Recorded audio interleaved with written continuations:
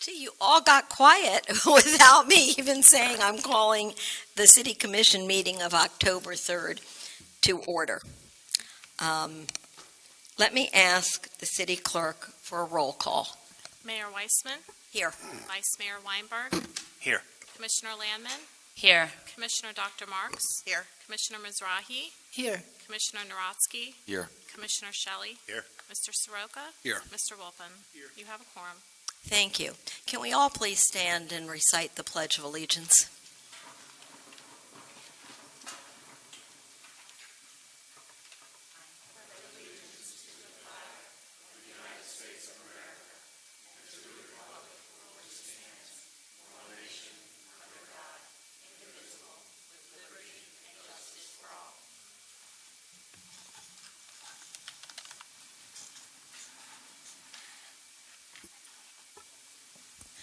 Before we proceed with tonight's regular agenda, I would ask all of us for a moment of silence to reflect upon what took place in Las Vegas and also the dire situation facing Puerto Rico.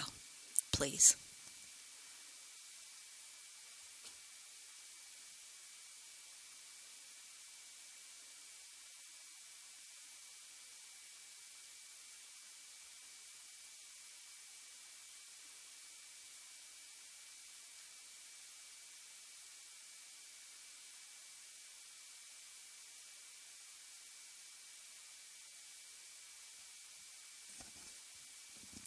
Okay. It's been a very rough past couple of months. At this point, I'm going to ask the city manager if there are any deletions or additions to the agenda. There are none. Okay. With that, we have some special recognitions. You know, we see what we see, and if we stay in Aventura, what we saw after Irma starting the very next morning were streets that we could drive on and walk on. Debris was on the side of the road. I think by 12 noon, you could drive on every street in Aventura, and the plan has been executed to perfection and has continued up through today and will probably take another 30 days. This city and the efforts that all of our department heads, and of course our city manager did, has been the envy of every other municipality in Dade County. I can't tell you how many people have called me and said, how did you do it? What did you do? Did you pay quadruple to get things done in Aventura? And I said, quadruple? Are you kidding? You don't know Eric Soroka. We probably paid half the going rate. We never paid quadruple, but he who has a plan wins. And that sentence remains true no matter what you apply it to. I really want to recognize Brian Pegues, the chief of police, because the order, the continuity, what you and your department did, and I'm glad to see Major Bentalia here also, was just absolutely outstanding. Would you wait? There are 4 people. Everyone was terrific, but there are 4 people I just feel I have to say something publicly. Joel Kroll, our Public Works Director, 24/7. Okay, he was here nonstop at the command center. He was the first one out in the streets. He worked alongside our police department. Couldn't have done it without you, Joe. Karen Lockey, our IT director, again, here the entire time of the hurricane, making sure that we got the information out as quickly as we could. And Kimberly Marchant, the community service director, who as soon as it was safe, scheduled camp for our kids so that parents could get back to the normality of every single day. I mean, they're our department heads, but I just have to publicly say that. There's also a number of other people that we're going to recognize today, and it all is part of how our city got functioning before any other city. So I'm going to start. Commissioner Mizrahi will have something to present. Commissioner Landman also has something that she wants to present. But I'll go downstairs.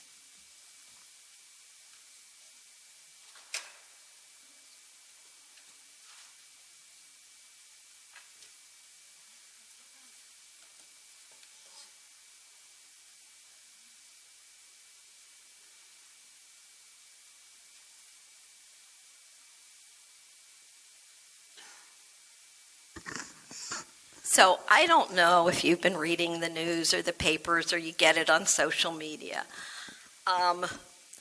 We don't ask for special favors here. We ask for the benefit of our citizens. And I have to tell you, Florida Power and Light was in the House from before the storm started until this very minute. Never did a phone call go unanswered. There's some things they can't control. Okay? And as a city, I want you to know we work with them. It's not for a hurricane. We work with them year in, year out, the past 10 years. They say, before hurricane season, trim back your shrubbery. Aventura does that. Thank you, Eric. Thank you. Never has to be reminded. Our shrubs didn't fall on lines, and we're also blessed. We don't have that many lines. Most of our lines are underground. But you know, when storms come, and a storm of this size, not that the mileage of the winds at 75 miles an hour, not as bad as many hurricanes, but because it was so huge, it covered the entire county and wreaked havoc everywhere. The person that's our go-to person is Aletha Player. So Aletha, will you come up here? I've known Aletha, 25 or 30 years. But I was 10, you were 5, okay? Really and truly, the most incredible woman. I remember one time, I guess, and our landline wasn't working. So it was on a cell line, and I said, you must be going crazy. And her answer to me was, I don't do crazy. We just take it one situation at a time, and we keep working on it over and over again. So, whereas Aletha Player is a longtime resident of Aventura, an area manager for Florida Power and Light, whereas in September 2017, Hurricane Irma swept through the city of Aventura, disrupting the lives of all residents, businesses, and religious institutions while altering our beautiful scenery for years to come. And whereas the city of Aventura would like to recognize Aletha Player on this day by commending her for her assistance in the recovery efforts through FPL and restoring power to all those affected within this community. Now, therefore, be it resolved that I, Enid Wiseman, as mayor and on behalf of the City Commission of the City of Aventura, Florida, do hereby proclaim October 3rd, 2017 as Aletha Player Day.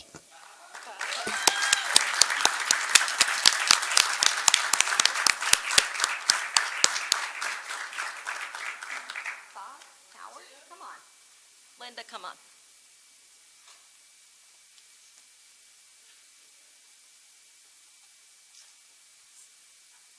Come on. Okay, thank you. Wait. Get my head.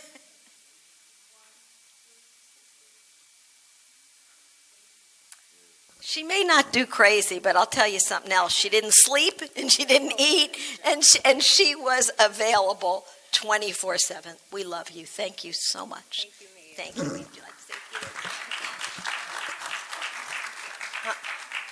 few? Thank you, Mayor and Commissioner. I'm truly honored to receive this recognition tonight. I don't do recognition well. And as the mayor said, it was truly my honor to serve your city as well as the other cities that we serve. It certainly was a challenge, but that's what we prepare for. It was a little longer than we thought, but the good news is I think it was a blessing that the Irma shifted to the west. Thank you.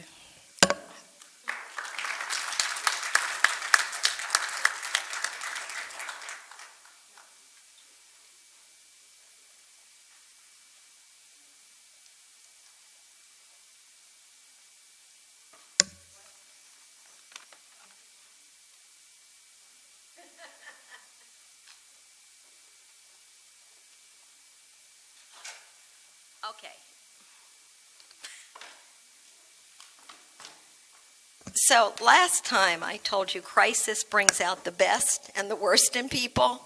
Well, here it's only about the best. And I know that some of the people that are here tonight for our special recognition really have other meetings. So I will say this. I don't see Rabbi Forta and Rabbi Rosenfeld, do I? But Rabbi Birkin is here. And I will tell you, our rabbis were second to none. They always are. They always are. And each one in a very different, special way. And the second it was safe to open up the synagogues or the Chabads, they opened them, welcoming people. Rabbi Birkin made arrangements for people to be able to be housed in Atlanta. Please, Daniel, whatever their needs were. I just want to get the right one. This one. Okay, that's it. We don't do it by ourselves. We've all heard it takes a village, and if you look around this room tonight, you'll see the important people in our village, and they never let us down, not for 1 second. So, Rabbi, who happens to be my rabbi, it is with so much pleasure that I present this certificate of appreciation to you for your efforts to make our community whole again during this crisis. Thank you. Thank you so much. Would you like to say a word? After Rosh Hashanah and Yom Kippur, it's really nice to sit out there and listen to someone else give speeches. Like, we just need to count our blessings in these very difficult days and continue to help those who are less fortunate than we are. Thank you. Picture.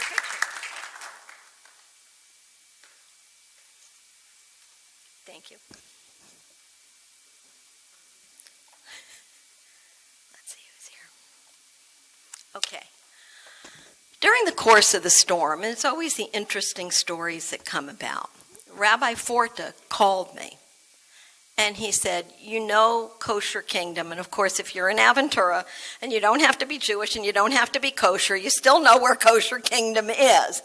The owner of Kosher Kingdom called him and said, everything I have in my store is yours.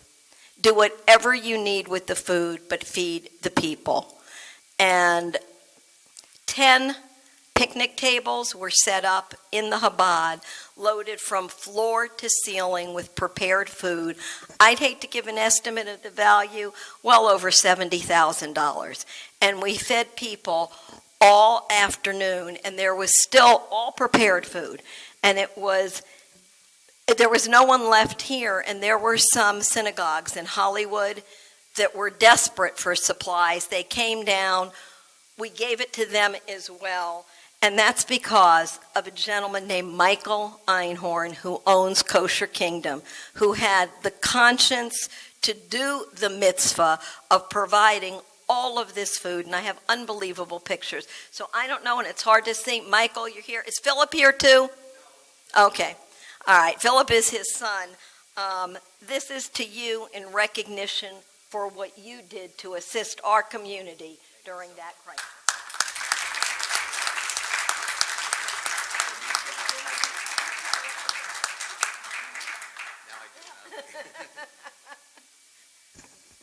Okay, Gladys, taking a break.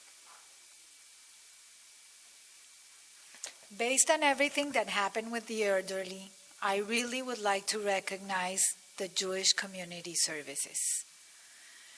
They immediately set up a switchboard, and they called more than 650 elderly, frail, and homebound people.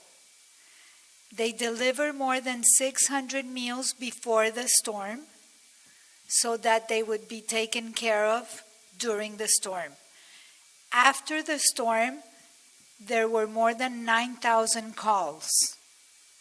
They delivered more than 600 meals a day to all the elderly people. They checked on them and they made sure that everybody was okay. 30% of the calls were requesting food. 22% were requesting disaster relief efforts. And all this, thanks to JCS, everybody was fine. I would really like to recognize the CEO and President, Fran Stock, and since he couldn't be here, Dr. Helen will take the recognition in his name.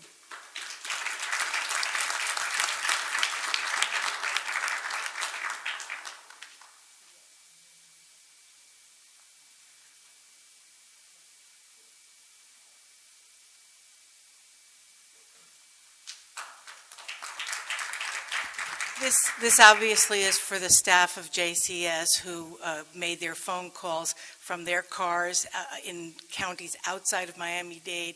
They didn't have electricity. They went to their cars with their cell phone chargers and got in touch with all of the clients who are in both Aventura and the surrounding areas all over Miami.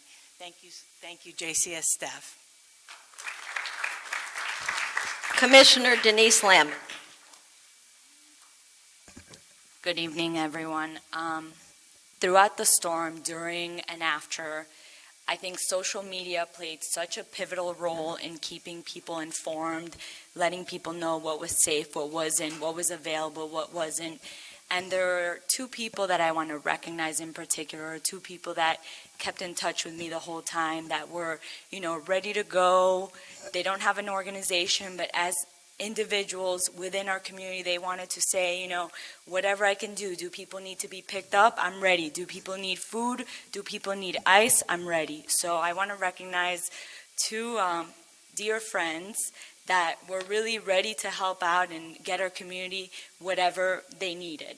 I want to start with Adrian Eisenstadt. If you can come up. Adrian, texted me right away, was posting on social media saying, how can I help? He had bags of ice in his truck ready to go that he was ready to hand out to whatever community needed it, and then organized a motorcade going down south to the Keys to bring supplies and volunteer and help in whichever way they could. So I want to recognize Adrian.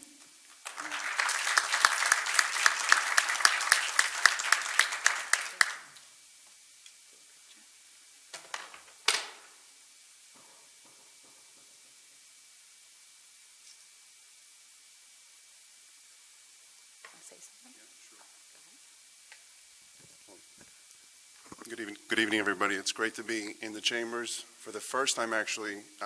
I'm a resident of Aventura for 23 years. It's my first time here. And we really are blessed to have tremendous leadership, an incredible city manager.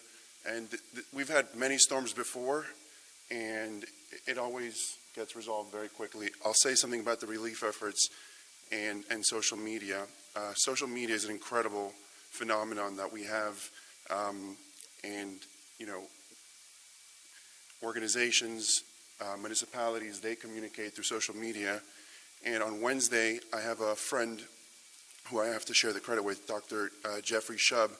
He works at a podiatry center who services nursing homes.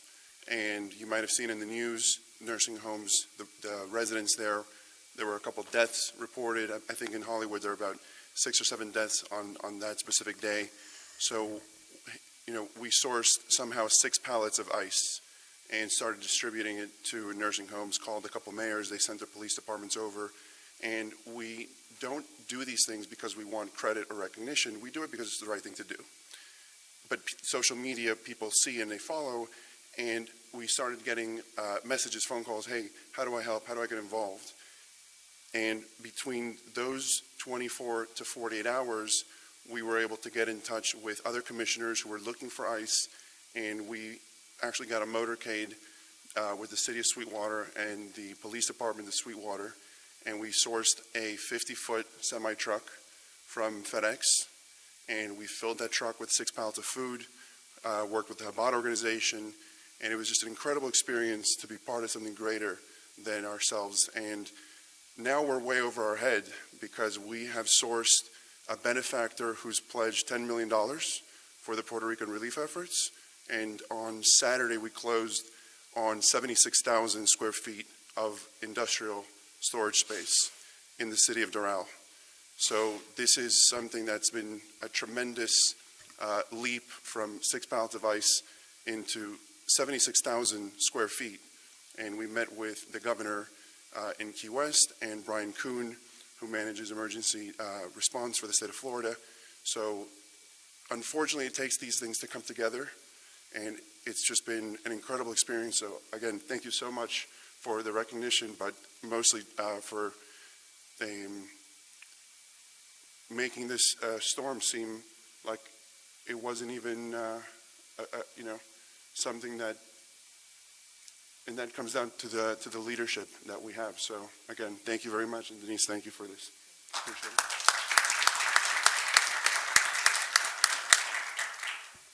And then the second person that I would like to recognize is someone who stayed here during the storm, and right after the storm, he did drive-bys of the city. He posted little updates saying this area is safe, this area is not, just sharing with fellow residents and community members, letting them know, stay put. If you need help, let me know, I'm available, and kind of giving updates and giving everyone that maybe wasn't here a little comfort about their own city. In addition to that, I want to recognize Ellie Weil. If you can please come up, Ellie. In addition to that, after, right away, he said, how can I help? I want to collect food. I want to collect clothes. I want to do a drive to take stuff down to some of the people that were still in shelters at FIU.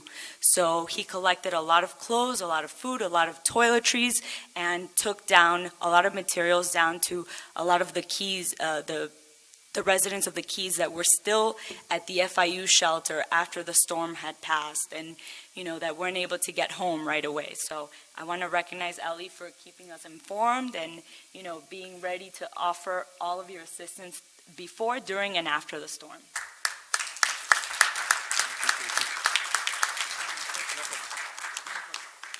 I think pretty much everything's been said, but one thing that I was always kind of alluding back to in my posts was City of Excellence. I mean, I made it a joke in the beginning, but it really isn't. It was really cool to see how in really every portion of the relief effort, right, coming together as a community, individuals reaching out to me, even though I made simple posts, to lend leftover things they may have purchased prior to the storm if they needed it, and from first responders. FPL did a phenomenal job. I felt like I was, everyone was a meteorologist for 6 days, myself included. I was like, okay, I think my house is on this power grid, so I'm going to be okay. I'm going to be back up. I'm on the same one as the police, so it was really fun, and it's great to see really the support and in a time where you're not sure, recognizing that people are thinking just like you as well, that people want to help their neighbor, especially in a scenario where, in the world we live in today, it seems like every week it's something else, right? Pray for X. So again, thank you. Thank you, Enid. Thank you, leadership. Thank you, Denise. And to the next one. Hopefully it'll be a while. Hopefully it'll be a while. One more, and I'm not sure. I know she's not here, but do I have a representative of Target? Please, come up. Target kind of heard what our police were doing in taking a caravan down to Key West because it was absolutely destroyed. But the manager also said, kids in school may need something. School started out okay and they had what they needed, but maybe the water came in, maybe things were destroyed in their homes. So Target donated almost $1,000 in school supplies and general supplies to our city. Their manager is Allison Fuller Rothbart. She had a meeting with corporate tonight, so she couldn't be here, and she sent Felix, who helped us load the pallets of these supplies and bring them here so our police could distribute them and so we could have schools pick them up. Again, you don't find this happening in every city. So Felix, on behalf of the city, we really commend you. Good evening. On behalf of Target, we are honored to receive this award tonight, and we look forward to have a great relationship in the future. Thank you guys very much for this award. Thank you, Felix. Thank you. And again, other people that we wouldn't know, Chief Pegues has a number of people also that really stepped up during the storm. Good evening. Good evening, everyone. Thank you for allowing me the opportunity to recognize some amazing, amazing individuals in our community. There is a saying that is true and appropriate for this occasion. If you take care of your community will take care of you. And that is what these individuals did during this powerful and dangerous storm. Thank you very much. They selflessly stood up to help us in our community when others wouldn't. For Publix, before the storm, who put aside food, water, and provisions for all of our employees, knowing that we might go for days without food and water. For the Olive Garden, who put their own safety at risk to come in after the storm and deliver hot food to our officers and those from the Sunny Isles Beach Police Department, who were famished from working over 24 hours straight through the heat. And for Jana Paez from the Imperial Club, whose selfless actions saved the lives, which I am certain of several elderly people in our community and special needs residents. Not only did she provide shelter for her residents, but she opened her doors to everybody in the community. And without her, there were several residents that were suffering and trapped that we were able to bring there, and she was able to provide food, services for them, and I am certain that she saved countless lives. And we avoided a tragedy because of you. And not only that, but afterwards, when everything was secured in her facility, she donated all of her supplies, reached into her own pocket to donate to the relief efforts for the Keys, and we were able to send down a total of 5 U-Haul trucks down to the Keys to various shelters. So thank you very much. Thank you.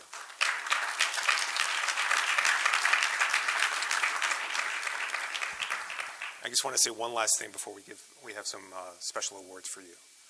But these are the deeds from ordinary people that bring light into times of darkness, that people and often go unrecognized in our community, these simple deeds. So thank you to each one of you. If representatives from Publix could come up.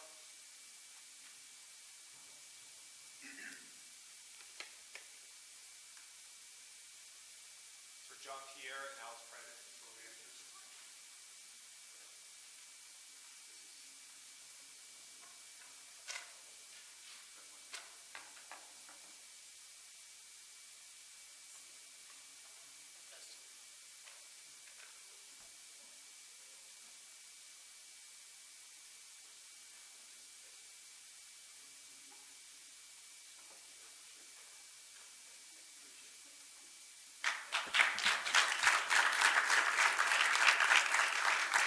And if we could have the representatives from the Olive Garden come up.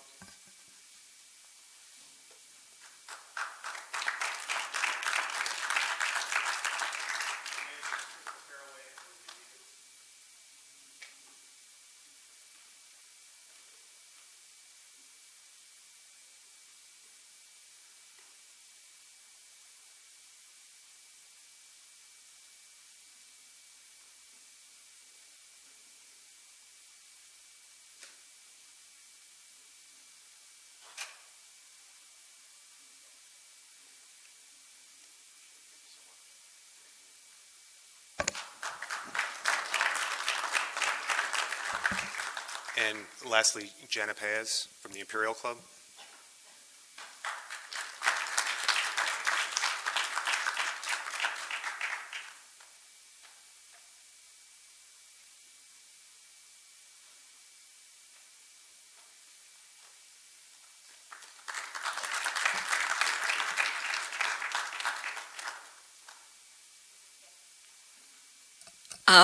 We recognized a number of people tonight, but it would be remiss of me not to say there were thousands and thousands of Aventura residents that did random acts of kindness that we cannot be able to, and we don't even know about because it would embarrass them if it became public, but it talks to the quality of our city, the quality of our residents, and I'm so proud to live in Aventura. With that said, I'm going to ask the city manager to present the Employee Service Awards.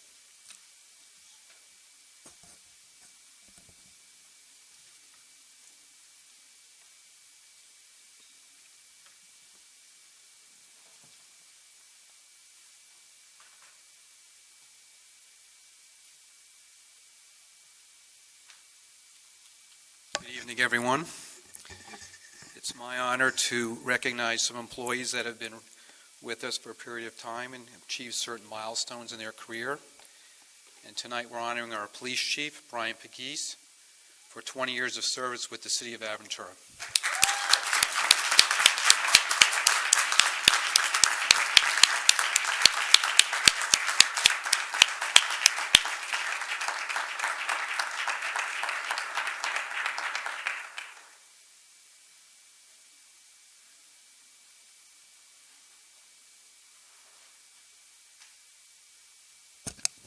Okay. The next item on our agenda is the consent agenda. So I'm going to say bear with me. Let me ask if any commissioner would like to remove an item from the consent agenda. Yes, respectfully, Mayor, I'd like to remove the item regarding the foreclosure. I believe it's item 9. Is it? F. F. Item F. Yes. Okay. Then I'm going to ask for a motion of approval for the remaining items on the consent agenda, A through E. Can I have a motion to approve? Motion. Made by Commissioner Shelley, seconded by Commissioner Landman. Can I ask the clerk for a roll call vote? Commissioner Landman, Yes. Commissioner Dr. Marks, Yes. Commissioner Mizrahi, Yes. Commissioner Narodsky, Yes. Commissioner Shelley, Vice Mayor Weinberg, Yes. Mayor Weissman. Yes. Motion passes. All right. Now I'm going to ask the city attorney to read the item that we removed from the consent agenda, item F. Thank you, Mayor. A resolution of the City Commission of the City of Aventura, Florida, adopting the City of Aventura 2018 legislative program and priorities attached hereto, authorizing the city manager to take action to carry out the aims of this resolution and providing for an effective date. Okay, I'm going to ask for a motion for approval of the resolution not including item 9 on the list of legislative programs and priorities. Will someone please give me a motion? Made by Commissioner Shelley, seconded by Commissioner Dr. Linda Marks. I'm going to open the item for public comment minus number 9. Everything in item F except for number 9. Is there anyone in the public that would like to address this? Seeing as there is none, I'm going to close it for public comment. I'm going to ask if any member of the commission has questions or comments. Okay, then I'm going to ask the clerk for a roll call vote. This is for item F minus item 9. Commissioner Landman, Yes. Commissioner Dr. Marks, Yes. Commissioner Mizrahi, Yes. Commissioner Narodsky, Yes. Commissioner Shelley, Vice Mayor Weinberg, Yes. Mayor Weissman. Yes, Motion passes. thank you. I think now, Commissioner Narodsky, I will see you in a few minutes. Commissioner Narodsky is recusing himself from item 9, and I'm going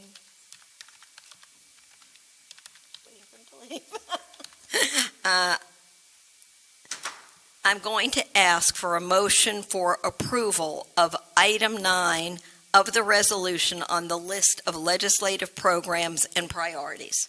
Moved. Moved by Vice Mayor Weinberg. Can I have a second? Second. Second by Commissioner Landman. Do any of the commissioners have any questions or comments about this item? Vice Mayor. Thank you, Mayor. This is an item, and should I just read it? Go ahead. That's fine with me. As a legislative priority in Tallahassee for the next legislative session, amend safe harbor provisions, that's in Florida Statute 718, condominiums, and 720, which is homeowners associations, to increase the liability of qualified lending institutions to the lesser of 24 months of past due assessments or 2% of the original mortgage in the event of a foreclosure plus recovery of reasonable attorney's fees. Basically, that's a long-winded paragraph, but at the end of the day, this is something that I had asked for several years ago because when there was the economic crash and during the time when I had first been elected, I noticed that none of our legislative priorities were condominium specific, and we are the we are the banner community. We are the largest all condominium municipality in the state of Florida. We should be in the forefront, leading the charge. And there was there's some bad legislation because of the powerful bank lobbyists, and it was really hurting condominium unit owners when you had neighbors in your condominiums that were not paying and they were being foreclosed on, and the banks would take them back. It was the other residents that had to pick up the slack, and then the banks would get a safe harbor provision, and when the banks took back the units, they didn't have to cover the shortfall because they were the banks and they decided they shouldn't have to. So this was an attempt to fight back and at least try to level the playing field, and I think it's extraordinarily important that as a city of almost 40,000 condominium unit owners, we lead the charge on this against the banks. So that's why it's there. It's been there now for a few years. It's been effective because the law has not gotten any worse. It hasn't gotten better, but at least we kept it from getting any worse. Thank you. Any other commissioner comment? And I would like to say, just so it's on the record, Commissioner Narodsky recused himself because of the type of law that he practiced. He didn't want there to be a perception of conflict. Okay. With that said, can I have a motion for approval of item 9? Motion. Can I have, made by? Well, it's here. Okay, you did. Yes, Yeah. that's correct, Mayor. The Commissioner Weinberg made the motion on that, and it was seconded by Commissioner Landman. All right, then I'm just going to ask the clerk for a roll call vote. Thank you. Commissioner Landman, Yes. Commissioner Dr. Marks. Yes. Commissioner Mizrahi, Yes. Commissioner Shelley, Yes. Vice Mayor Weinberg, Yes. Mayor Weissman. Yes, Commissioner Narodsky is absent. The motion passes. thank you. Okay, we now move into our quasi-judicial public hearing. It's our zoning hearings. I'm going to ask the city attorney to read the procedures for the quasi-judicial hearings and to read the resolution to be considered. The clerk will swear in those wishing to testify. Thank you, Mayor. As you stated, this item 6 is the quasi-judicial portion. The quasi-judicial statement is incorporated into the record. Any persons who desire to testify on this item 6 will do so under oath, and those members of the public seeking to testify on this item number 6 are requested to give their name and address when they address the commission. The quasi-judicial procedures of the city are incorporated into the record. This item 6 is a resolution, public hearing resolution of the City Commission of the City of Aventura, Florida, granting conditional use approval to permit the establishment of a liquor package store located in the Commercial Plaza tenant space at 19925 Biscayne Boulevard, City of Aventura, notwithstanding the spacing and distance requirements for the sale and service of alcoholic beverages regulated by Section 4-2A and 4-2B of the City Code and providing for an effective date. Thank you. If you will be testifying on this item, I need you to stand up, raise your right hand, and be sworn in at this time. This is for item 6 on the agenda. Please raise your right hand and be sworn in at this time. Do you solemnly swear or affirm the testimony you're about to give is the truth, the whole truth, and nothing but the truth, so help you God? Thank you. Can I have a motion for approval of the resolution?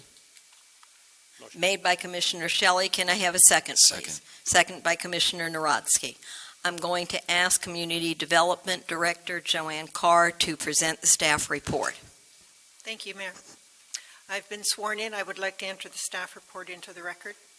The applicant, Florida Fine Wine and Spirits, LLC, doing business as Total Wine and More, is requesting conditional use approval to establish a liquor package store in an existing Commercial Plaza tenant space at address 19925 Biscayne Boulevard. An ancillary education room and wine tasting are also proposed on premises. Staff is recommending approval of the application with conditions. The proposed location, that's up on the screen now, is within a commercial plaza at the corner of Biscayne Boulevard and Aventura Boulevard. This is Biscayne, to orient everyone, Biscayne, Aventura Boulevard. The plaza is at this corner. It currently houses an out parcel with a Chili's restaurant, a retail clothing store, Steinmart's here. The proposed liquor store will be in the tenant space at the north end of this plaza. There was formerly a H.H. Gregg electronics store, which has vacated. Access to this plaza is by way of Aventura Boulevard. There are 2 entry-exit points on Aventura Boulevard and 1 entry-exit point on the Biscayne Boulevard frontage road that goes under the ramp and onto Northeast 203rd Street.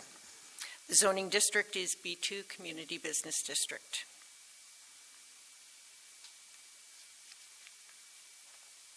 There's a street view of the plaza from Biscayne Boulevard, the former H.H. Gregg store, the Steinmart clothing store, and the Chili's restaurant.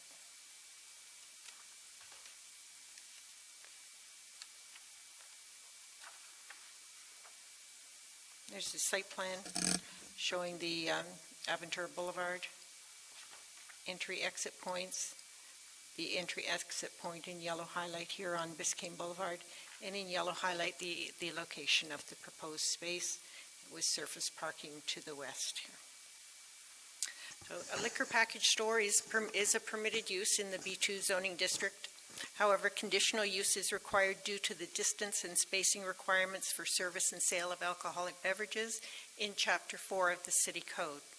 Chapter 4 provides that, unless first approved as a conditional use, no premises shall be used for the sale and service of alcoholic beverages to be consumed on or off premises unless it is located at least 1,500 feet from a non-exempt place of business with an existing liquor license and at least 2,500 feet from a religious facility or school. The liquor survey provided by the applicant shows 2 non-exempt places of businesses with an existing liquor license within 1,500 feet, and those are the Winn-Dixie Liquor Store at Northeast 207th and 29th Place. It's at 1,270 feet. And the Walgreens Pharmacy that sells beer and wine at the corner of Aventura Boulevard and 29th Place at 1,310 feet. It also shows 3 religious facilities within the 2,500 feet. Those are the Aventura Turnberry Jewish Center at 1,560 square feet. Beth Torah Benny Rock Campus at 1,481 feet, and Netev Ezra at 2,355 feet. And those 2 latter facilities are outside our city limits. It's the Aventura Turnberry Jewish Center, which is within the corporate limits of our city. The staff had a concern when reviewing this application initially regarding parking space demand with the change of use from an electronics store to a liquor package store. And although the site does comply with the city code as to number of parking spaces required, and that's based on a permitted generalized parking value that's in our city code, a liquor store practically can be considered to generate more traffic than a retail electronics store. And to address staff's concern, the applicant conducted a parking utilization study. They had someone count cars, empty available spaces for 3 days during peak hours, every half hour. And that study is attached to the staff report and does show that any anticipated increase in parking demand can be accommodated on that site. So Section 3173 of the City Code sets out 7 standards of review for conditional uses. Staff has evaluated the application and finds that the application does meet those standards, and the following conditions of approval are recommended.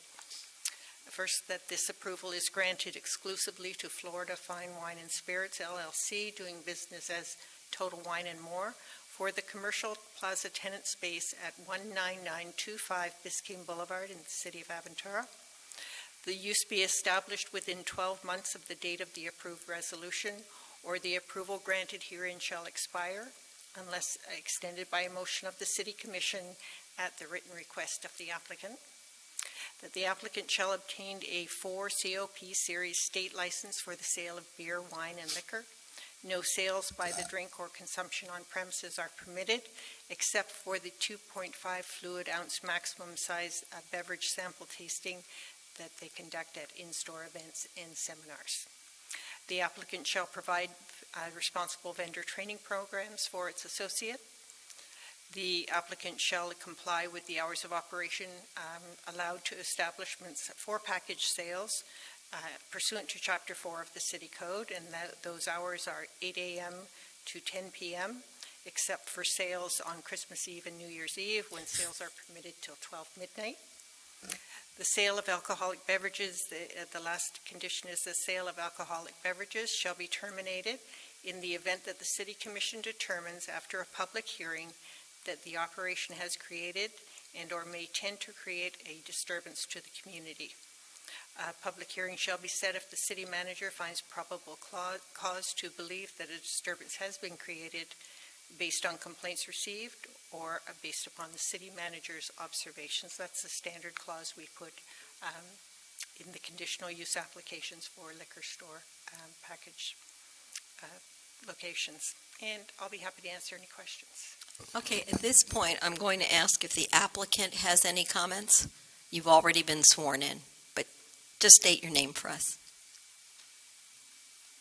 Good evening, Madam Mayor, Vice Mayor, and Commissioners. My name is Alicia Lewis. I'm with the law firm of Greenspoon Martyr, and I'm here on behalf of the applicant. And I'd be glad to answer any questions that you may have. And we're very excited and have had a pleasure actually working with Joanne. She's been very responsive and has allowed us to go through this process relatively unscathed, but she wants to make sure that she's protecting the city. And so we completely understand and have worked with her to give her all the information she needed in order to present this to you this evening. Yeah, I have a question. With the various, Joanne, and maybe for you as well, with the various entities that are within the boundaries, a little bit short of, have they been contacted? Have they voiced any opinions or any concerns about this happening? Because it sounded like there was 2 or 3 of them. The one inside our city is the Aventura Turnberry Jewish Center, and the other 2, no. The mailing labels went to, our code requires mailing labels to everyone within a radius of 300 feet from the property. So all those property owners would have received notice, but we did not make special notice to these facilities. So the people that would be affected if the variance didn't go through or does go through weren't contacted because they're not within the 300 feet? The 300 feet, yes. Okay. 1 minute. This is the applicant's time, so is there anything more the applicant would like to say? I believe I heard that during the hurricane you passed out food from Olive Garden, and I've been debating whether or not to move from Fort Lauderdale to Aventura, and I think my decision has now been made, so I just would like to add that. Thank you. I thought that you were going to say, if granted, Total Wine during the next hurricane would be providing the liquid that was needed by the community. Fortunately, I can't guarantee that, but... Thank you. Thank you so much. We also have Representative Geller here. Representative, you haven't been sworn in, and Do you solemnly swear or affirm testimony you're about to give?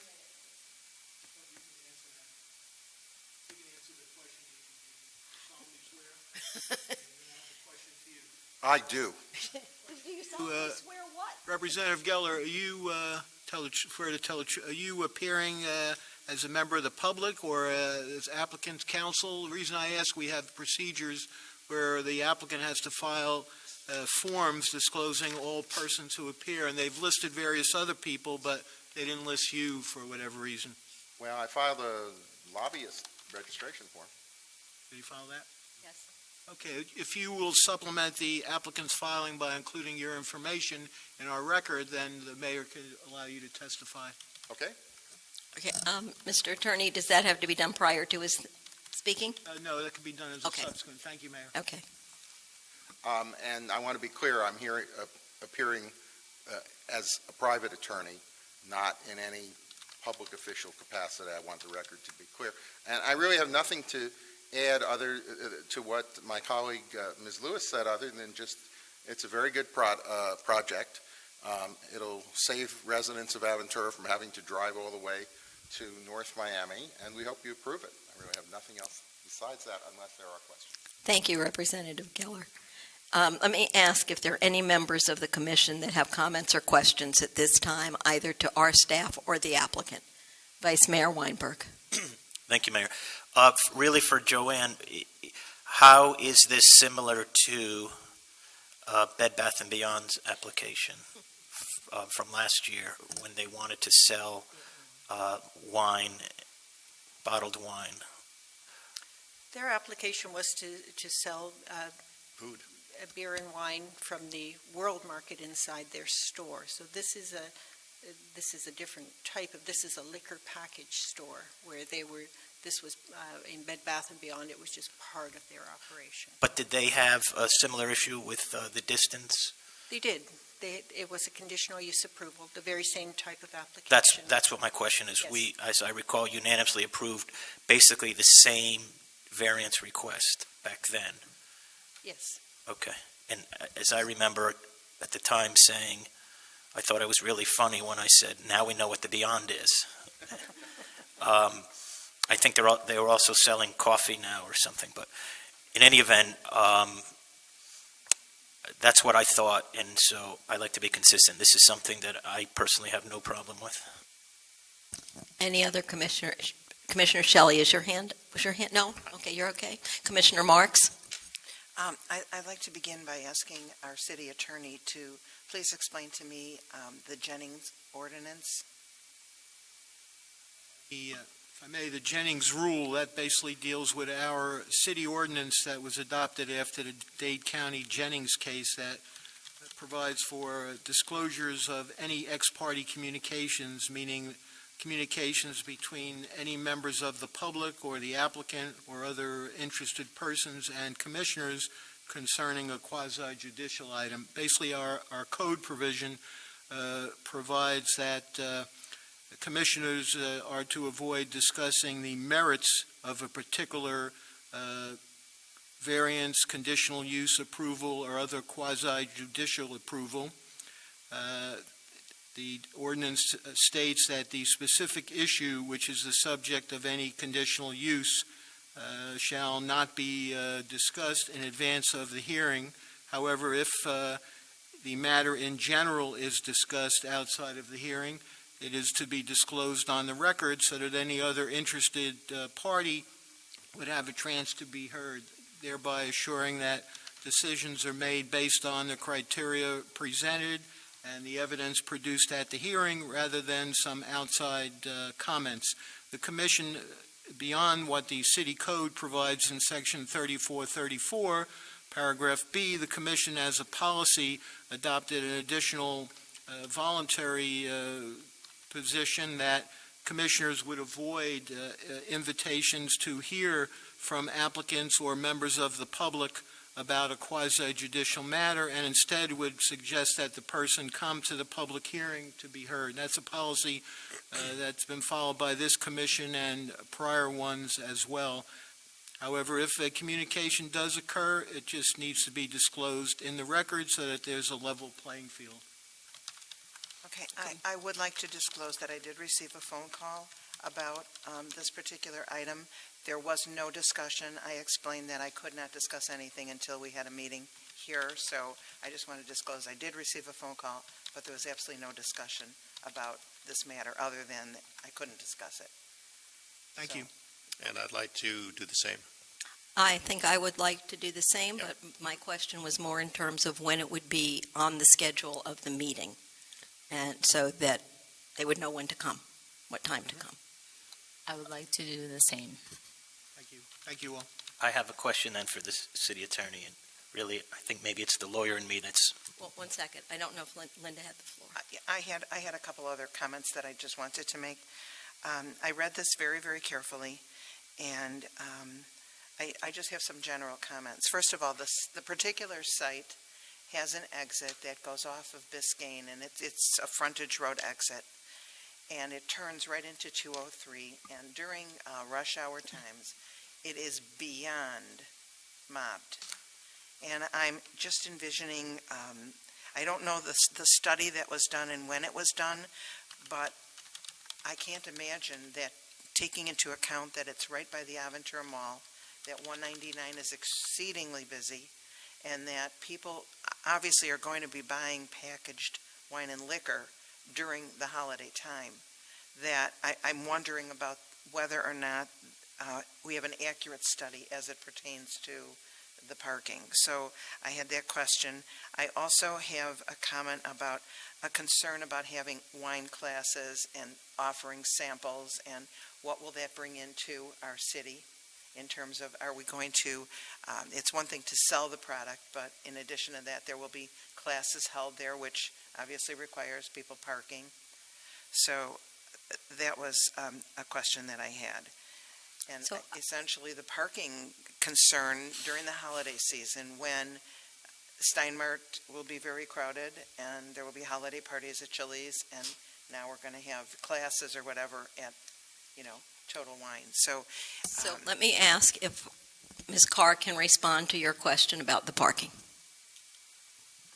Thank you for your question, Commissioner. The parking study was conducted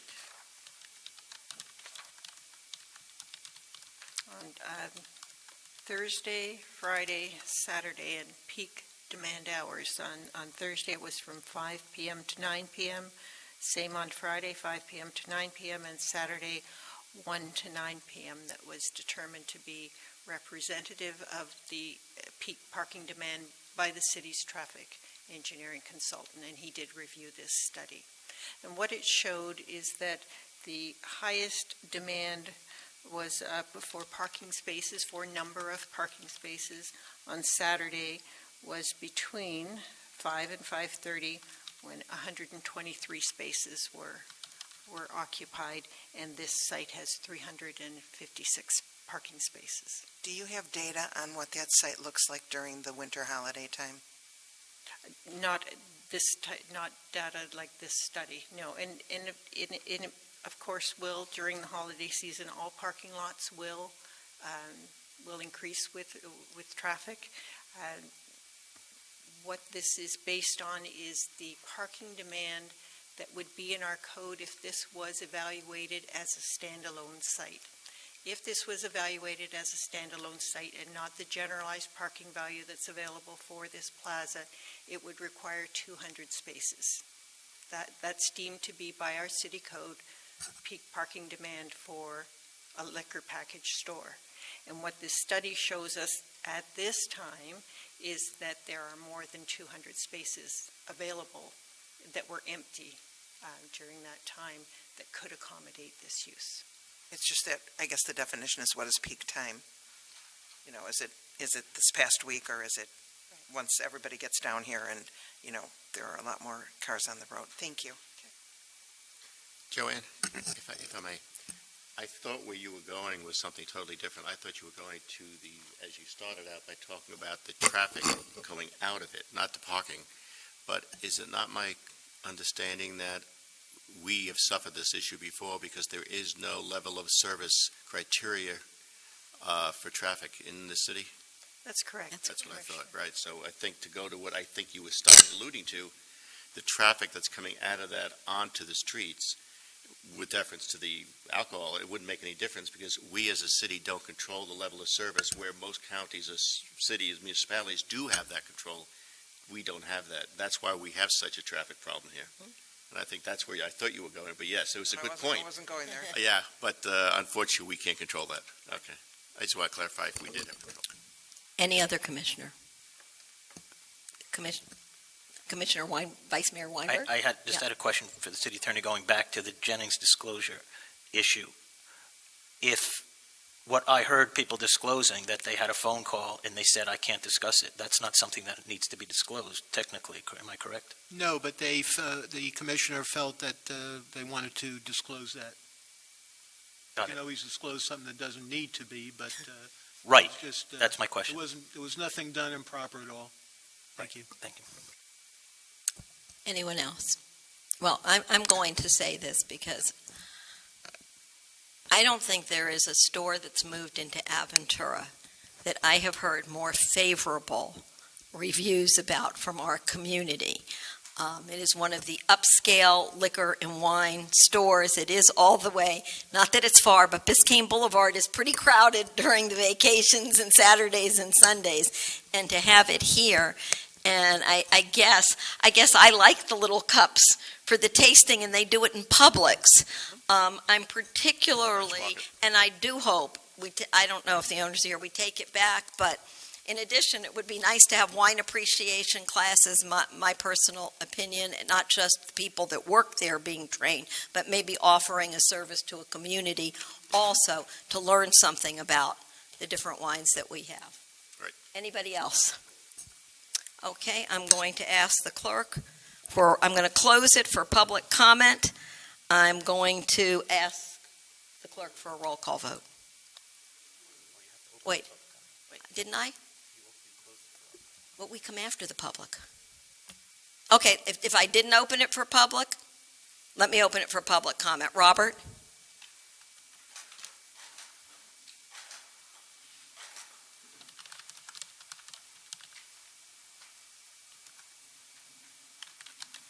I don't know, where's our go?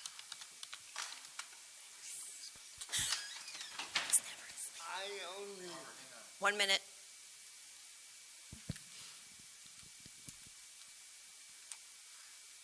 I only have one favorable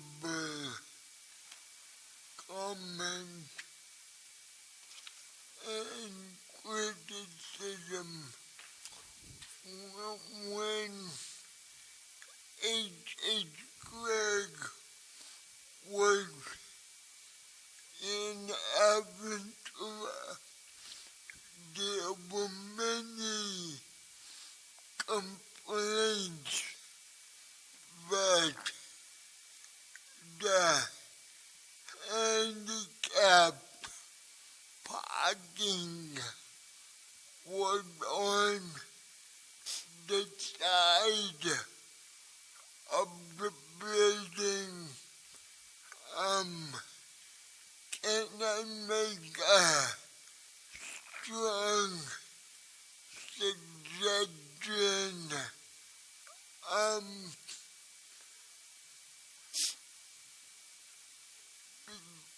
Before they open, they ought to look at where the handicap parking is located, because that will create a gray area with the ADA value. Robert, thank you. If I heard you correctly, you were asking the applicant when they open to really reassess the handicapped parking. Yeah, because it's in back on the side of the building now, and although I had to go, it's not entirely kosher. Thank you. Thank you, Robert. Thank you so much. Anybody else in the public? Okay, then I'm going to close it to public comment once again, and I'm going to ask the clerk for a roll call vote. Commissioner Landman? Yes. Commissioner Dr. Marks? No. Commissioner Mizrahi? Yes. Commissioner Narodsky? Yes. Commissioner Shelley? Yes. Vice Mayor Weinberg? Yes. Mayor Weissman? Yes. The motion passes. Okay, the next ordinance, item number 7, on first public reading. I'm going to ask the city attorney to read the ordinance. Thank you, Mayor. An ordinance of the City of Aventura, Florida, amending Chapter 36 Retirement, Article 2, Police Pension Plan and Trust Fund, in accordance with changes contained in the collective bargaining agreement between the city and the Dade County Police Benevolent Association for the period October 1, 2016 through September 30th, 2019, by amending Section 3622 definitions, by amending Section 3626 Service Retirement Benefit, to revise retirement criteria by adding Section 3635, Deferred Retirement Option Program, by adding Section 3638, Defined Contribution Plan, by adding Section 3639, Use of Premium Tax Revenues, providing for repeal, providing for severability, providing for inclusion in the code, providing for effective date. Can I please have a motion for approval of the ordinance? Made by Commissioner Shelley, seconded by Commissioner Mizrahi. I'm going to ask the city attorney to review the item. Thank you, Mayor. We have my partner, Brett Schneider, here this evening. As you know, he handles all the collective bargaining negotiations, and he'd be happy to address that. Thank you. Good evening, Mayor, Vice Mayor, Commissioners. So what you have before you is the ordinance that essentially codifies in the pension plan the agreed-upon pension changes that the city and the PBA agreed to as part of the collective bargaining agreement that we entered into for the period 2016-2018, with one minor modification, which was in an MOU that was before you tonight on your consent agenda. And in short, there's really four changes. One is that police officers now have the ability to retire at either 22 and a half years of service, regardless of age, or at age 57 with 10 years of service. There is now the creation of a DROP program, a Deferred Retirement Option Plan, which allows retirees to participate for up to a 5-year period from when they reach 25 years of service or when they reach age 57 with 11 years of service. There is a defined contribution plan that's been created but not funded. That's pursuant to state law. We were required to create that, but it has no funding obligation on the city. And then lastly, we have an agreement that all premium tax revenues that the city receives from the state will be used by the city to offset its funding obligation to the plan. And I think this year it's about $342,000. And again, these are just changes that were already agreed to in the collective bargaining process, and we're just amending the ordinance in conformity with what was agreed to. Okay. I'm going to open the item for public comment. Is there anyone from the public that wishes to comment? If not, I'm going to close it to public comment, and I'm going to ask if any member of the commission has any questions or comments. Seeing as there are none, I'll ask the clerk for a roll call vote. Commissioner Landman? Yes. Commissioner Dr. Marks? Yes. Commissioner Mizrahi? Yes. Commissioner Narotsky? Yes. Commissioner Shelley? Vice Mayor Weinberg? Yes. Mayor Weissman? Yes. Motion passes on first reading. Thank you. Thank you. Okay, item number 8, ordinances, second reading of our public hearings. I'm going to ask the city attorney to read ordinance A. Thank you, Mayor. An ordinance of the City of Aventura, Florida, amending Chapter 31, Land Development Regulations by creating Section 31-151, Uses Prohibited in All Zoning Districts, of Article 7, Use Regulations of Chapter 31, Land Development Regulations, regulating prohibited uses generally and specifically prohibiting medical marijuana dispensaries, providing for severability, providing for inclusion in the code, providing for an effective date. Can I have a motion to approve? Motion by Commissioner Mizrahi. Can I have a second, Commissioner Landman? I'm going to open this item for public comment. Seeing as there is no one in the public that wishes to comment, I'm going to close the item for public comment, and I'm going to ask if any member of the commission has any questions or comments. Commissioner Dr. Marks. I'm on a roll tonight. Go ahead. Go for it. I want to speak to some comments that were made by Commissioner Mizrahi at the last meeting as it pertains to medical marijuana. And one of the items that was discussed was that this would have a large impact on our police department in terms of being able to manage something like this. And in thinking about that, I just want to say that I honestly feel that our police department really can handle whatever it is that is happening in our village and in our city, and I really would like to just state that I don't think that that should be an item that we consider in terms of the police, because with all due respect, they would be able to handle it should it have, been here. So it was just more an item of clarification. No, I don't think. Okay, 1 second, please. Oh, okay. And then the other item I think that's very important is there are so few rules and regulations right now in terms of how to manage everything pertaining to medical marijuana and what is medical marijuana and what does it look like and what is the form.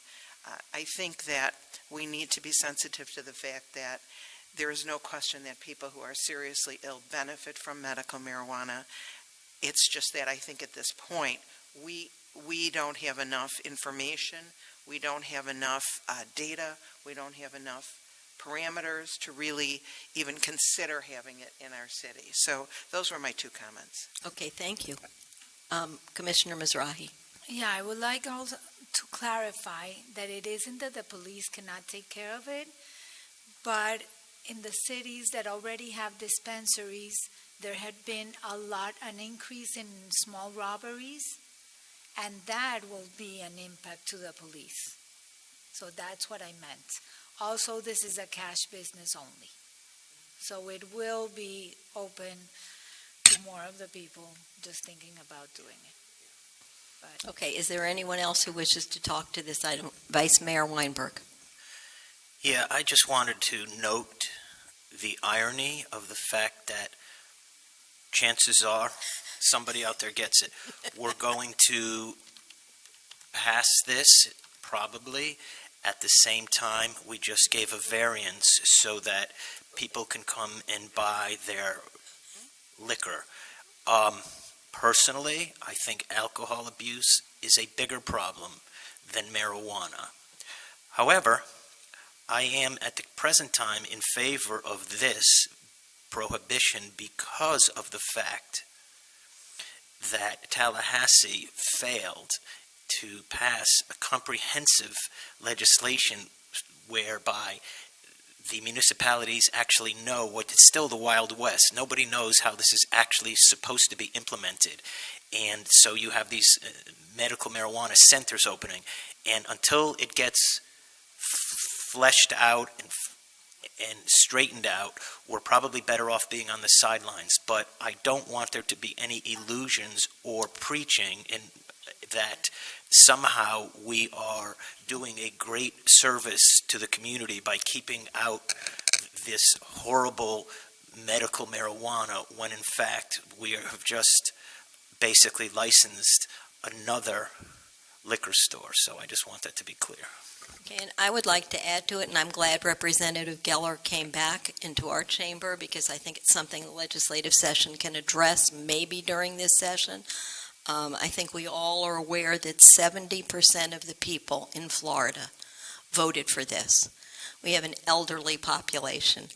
I am 100% in support of prohibiting any dispensaries in the city of Aventura at this time. Unfortunately, what the legislature wrote into the law was that if a city or a municipality allowed a dispensary in one place, it has to be open to any other place, basically, that has retail businesses. So it took all of the flexibility we would have had to regulate something. We have a hospital district. Probably would make a lot of sense there. That's where the patients go. We weren't able to do it because of what the Florida State Legislature passed. I'm hoping they'll make some changes, but I would strongly oppose having any dispensaries in Aventura under the existing rules. Anybody else? Then I'm going to ask for a roll call vote. Commissioner Landman, Yes. Commissioner Dr. Marks, Yes. Commissioner Mizrahi, yes. Commissioner Narotsky, Yes. Commissioner Shelley, Vice Mayor Weinberg, Yes. Mayor Weissman. Yes. The motion passes on second and final reading.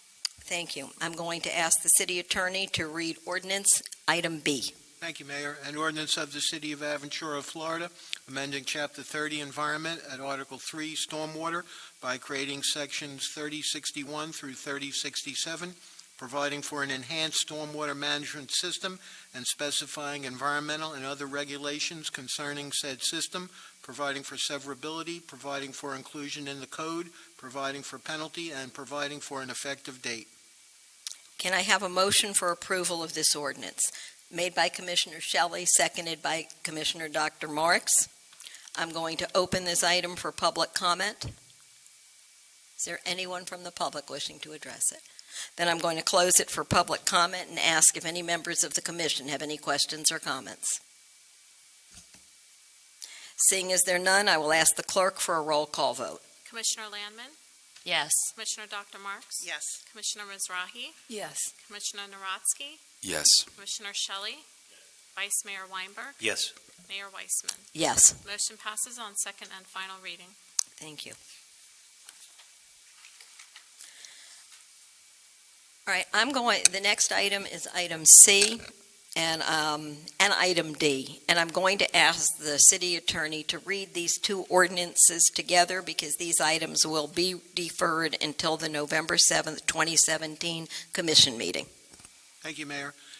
An ordinance of the City of Aventura, Florida, amending the official zoning map of the City of Aventura by amending the zoning designation for a 2-acre parcel of land located on the north side of Northeast 213th Street, as more particularly described in Exhibit A to this ordinance, from B2 Community Business District to MO Medical Office District, providing for severability, providing for inclusion in the code, providing for an effective date, and an ordinance of the City of Aventura, Florida, approving an amendment to the development agreement pursuant to Chapter 163 Florida statutes dated November 8, 2006, made between Gulfstream Park Racing Association Incorporated as developer and the City of Aventura to extend the term of the agreement from July 7, 2017 to July 7, 2024, to revise Exhibits A and B to the agreement with new legal descriptions for the reconfigured B2 district and MO district parcels, to add the 2-acre conveyance to the city, and to amend the vehicular access restriction to and from Northeast 213th Street, all relating to parcels of land located on the north side of Northeast 213th Street, east of Biscayne Boulevard, City of Aventura, authorizing the city manager to execute the agreement on behalf of the city, providing for severability, providing for an effective date. Thank you. I'm going to ask for a motion to defer both item C and item D until the November 7th commission meeting. Motion. Motion made by Commissioner Narodsky, seconded by Commissioner Mizrahi. May I ask the clerk for a roll call vote? Commissioner Landman? Yes. Commissioner Dr. Marks? Yes. Commissioner Mizrahi? Yes. Commissioner Narodsky? Yes. Commissioner Shelley? Yes. Vice Mayor Weinberg? Yes. Mayor Weissman? Yes. Motion to defer passes. Thank you. The next item on our agenda, item number 9, starts a process that is probably, without question, the most important decision that this commission or any prior commission has ever had to make. It's the discussion and motion to select applicants to be interviewed for the city manager position. I'm going to ask Colin Basinger to explain the process and review the recommended finalists.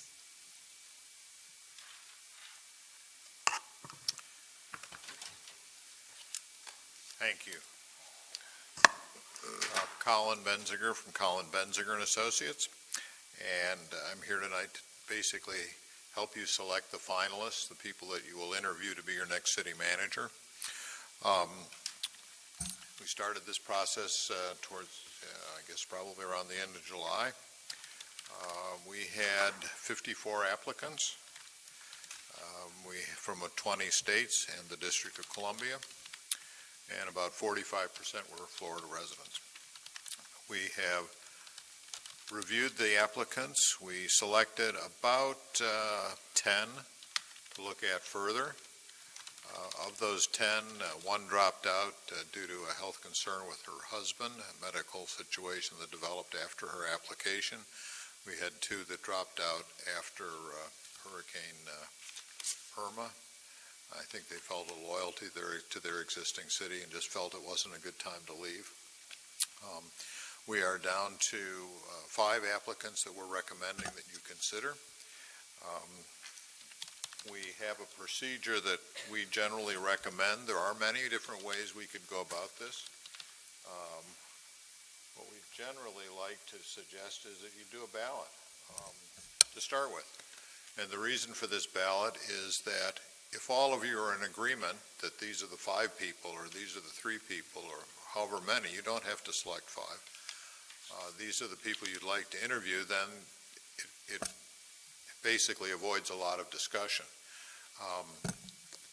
If you would prefer, we can certainly talk about the candidates, each one at a time, and you can decide whether you want to interview them. The 5 finalists are Jeffrey Brown, who is currently the city manager of Panama City, Florida. He's been there since 2014. As the city manager, he was the assistant city manager for 10 years before that, and then the city manager of Frostproof, Florida, for 5 years before that. We have Garrison Brumbeck, who is currently the town manager in Southington, Connecticut. He's been there since 2011. Before that, he was the city manager of Baytown, Texas for 4 years, and an assistant city manager in Clearwater for 7 years. And then was a director of strategic planning for Clearwater for a year, and with the U.S. Army for 20 years, rising to the level of lieutenant colonel. We have Susan Grant, who's currently an assistant city manager with the city of Coral Springs. She's been a deputy city manager. She's been the deputy since 2011. Before that, she was Director of Financial Services for about a year. She was their Human Resources Director for 18 years, the City Controller for 3 years. Then she had some private sector experience, including working as a senior accountant for Coopers & Lybrand. Her background is in accounting. And then the next candidate is Jason Nunemaker, who's currently the city manager in Fellsmere, Florida. He's been there since 2005. He previously had served as a city manager or town manager in Lake Park, Florida. Actually, between Fellsmere and Lake Park, he was with the Gehring Group. It's an insurance group out of Palm Beach County, I believe. And then he worked in Dania Beach for, I guess about 3 years before that, and did an internship in Tamarack. Our final candidate, at least that we're recommending, is Alex Ray. He's currently the city manager in Miami Lakes, and he's been the city manager from 2000. He was the city manager from 2002 to 2008, and then went over to be the building director for the city of Miami Beach from 2008 to 2010, and then came back to Miami Lakes from 2010 until the present time as the city manager. Prior to that, he worked with the county and as assistant budget director. He worked in the transit agency, so on and so forth.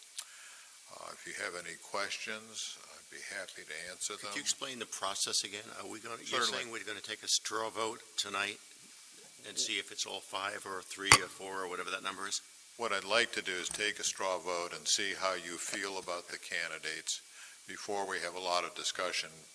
But certainly if there's any questions you'd like to ask me about the candidates before the straw vote, I'm available to answer them. Or we can just start with the straw vote. Commissioner Narotsky. Mine is less of a question, it's just my thought process, and then I'd like to hear what everyone else says, because I haven't, it's just, first of all, I appreciate the binder that we each got, which was informative, and I did spend several hours reading through it, which was rather interesting. From the 5 that were presented to us, me personally, I'd like to hear what everyone else has to say, which I know is the point of this discussion tonight. What jumped out on me were 3 out of the 5 that I would definitely feel comfortable sending forth to interview, and that was Mr. Ray, Mr. Nunemaker, and Ms. Grant. Those are my 3 that I'd feel comfortable going forward and interviewing with of the 5 that were presented, and obviously I'd like to hear the thoughts of everybody else, because they jumped off the page from the binder for me as being very qualified. And you're very clear that you're not making it a motion at this time. That's just your thoughts. That is my thought, and I'm comfortable to make a motion of that as well, just to move the process along unless anybody has something else. So it is my motion. So it is your motion. So, sorry. Commissioner Narotsky, can I ask you to hold on that motion? Whatever And- the process is, I apologize No, for my that's lack okay. of formality. When you said you just wanted to share some thoughts, Commissioner Shelley. Could we do this instead, could we take the straw vote, but not make it a motion yet, and hear, because if we're consistently in agreement, then we really don't have to go further than just have the meetings, but I'd like to hear, so maybe just do the straw vote, see what we think, all of us, and then. Commissioner, it's up to this commission how this proceeds. So if I heard you correctly, Commissioner Narodsky said he has 3 that he's interested in interviewing. So let me ask the city clerk just to poll, because we're not going to pass out ballots. Correct. Why don't we poll how many people each of the commissioners want to interview? Well, I think it's the names. Yeah, okay, they can give the names, yeah. Is there a problem with that, the city attorney? No problem. Okay. If I might, Mayor, I do have a summary sheet here. It We- might help the city clerk Yeah. with the recording. She has a list of the 5 names. Yeah, I'd like to make my opinion, if you would. Absolutely. Well, wait, let me just let Alyssa mark it Sure, down I'm so sorry, we have I'm it. sorry, yeah. Okay, Commissioner Shelley. It would be the same 3 that Commissioner Narodsky said. Okay. Commissioner Mizrahi, Exactly the same 3. Commissioner Marks, Exactly the same 3. Commissioner Landman. The same 3, and also there was an additional candidate that was sent later on. I would like to consider him as well. That would be Daniel Alfonso. Yes, yes.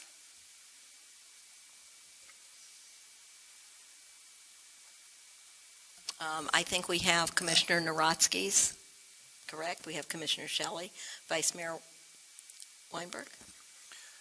I would like to interview all 5 plus Daniel Alfonso. Okay, and I guess that's me. And I would also interview all 5 plus Daniel Alfonso.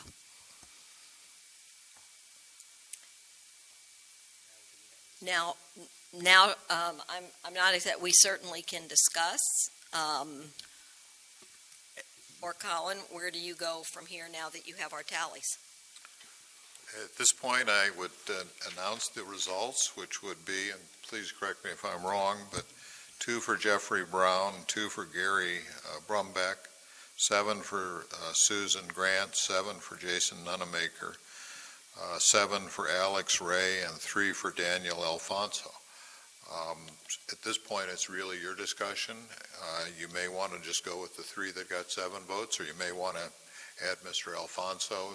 He's close to a majority, but not quite. It's really your call. Okay, so Commissioner Mizrahi, remember, this is our discussion and our decision. I would like just to add Jeffrey Brown to the interview. So she's adding one more name. Okay, is there any discussion? Commissioner Narodsky. If I could, I had a comment, and again, it's a little bit awkward because I don't like to speak negatively about anybody, but obviously this is a very important decision. If we interview all 5, I mean, I guess it's just more, can you explain what would be the benefit, just to kind of get a broader sample? I know it's the gentleman from Connecticut. When interviewing the file, I had some concerns there, which to me that was something where I just felt that based on some past behavior, it may not be the appropriate, the right fit. So again, because I don't think that, and I'm looking to get feedback. I don't want to waste anybody's time in calling them down here for when it might not be the right fit. So if I could just have input there. I just would weigh in for a second, having done HR for so many years for a large organization, that considering it is the most important decision we will make and that anybody's ever made. I know some people come across wonderfully in print, but when you see them, not so much. Others come across phenomenally in an interview process. It's a process. I think for a city of 40,000, 3 is a very small pool that you're drawing upon, and there's nothing that would prevent us. Let's say we settled on 3, and we interview them. There'd be nothing preventing us from saying, go back and find some more people for us. We don't, this didn't quite meet our level, but since it's only 5, and with Daniel Alfonso, 6, right? Well, Mayor, I would like to say exactly as the commissioner said. I have a lot of big concerns about Gary. Very honestly, seeing as what I read in there and such, I would have problems with even wasting time interviewing him because it would go against the ethics and morals of what I think we're looking for in our city. Then perhaps we want to ask Mr. Basinger what prompted him to make him one of the finalists out of 45. Essentially, Mr. Brumbeck has an excellent track record, aside from, But there was some serious negative comments there about it. When I looked at him, I just thought he's a pretty good manager. And that's been my experience with him, quite frankly. But certainly, if you don't want to interview him, that's, certainly your choice. Commissioner Lamon.